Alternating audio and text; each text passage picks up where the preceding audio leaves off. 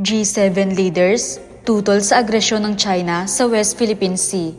Nagpahayag ng pagtutol ang mga lider ng Group of Seven sa mga ginagawang aksyon ng China sa kanilang tinatawag na South China Sea o ang West Philippine Sea, partikular sa agresyon ng nasabing bansa laban sa mga sasakyang pandagat ng Pinas.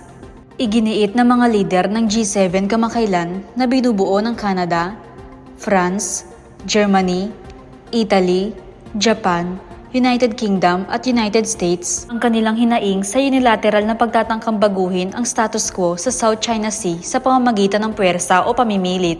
Binigyang diin din ng G7 na walang legal na batayan ang pag-aangkin ng China sa teritoryo ng Pinas at tinututulan nila ang militarisasyon at mga pananakot ng bansa sa South China Sea.